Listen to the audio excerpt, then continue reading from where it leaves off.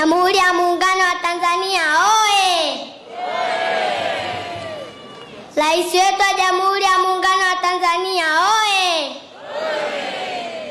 Kwa jina naitwa Jacqueline Eliabi, nasoma darasa la 5 katika shule ya msingi Manyinga.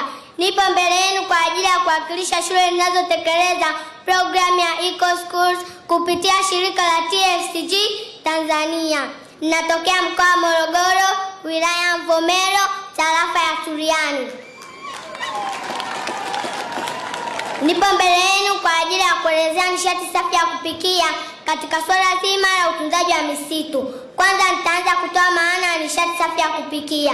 Nishati safi ya kupikia ni nishati yenye viwango vya chini sana vya uzalishaji wa uchafuzi unapochomwa. Mfano, gesi asilia, nishati ya jua, nishati ya upepo, nishati ya umeme, LPG, yani inamaanisha liquid petroleum gas na kadhalika.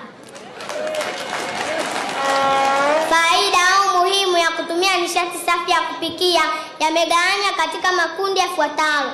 Kundi la kwanza, kiafya.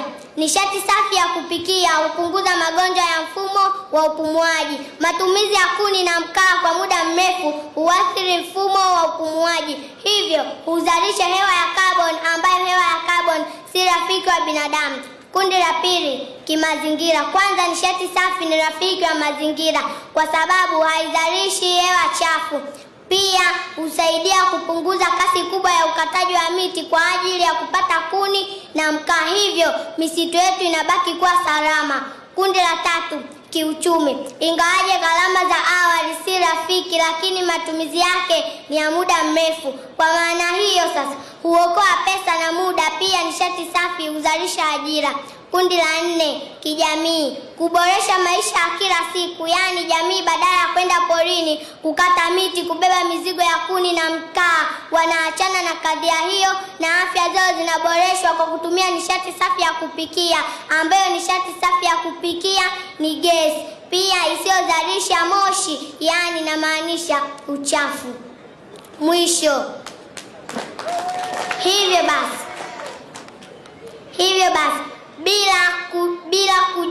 bila jinsia kuwa pamoja, tunahamasisha kwamba tutumie nishati ya kupikia ambayo ni gesi, hivyo hupunguza kasi kubwa ya ukataji wa miti kwa ajili ya kuni na mkaa. Misitu yetu inabaki kuwa salama kwa ajili ya kizazi cha sasa na kizazi cha baadaye.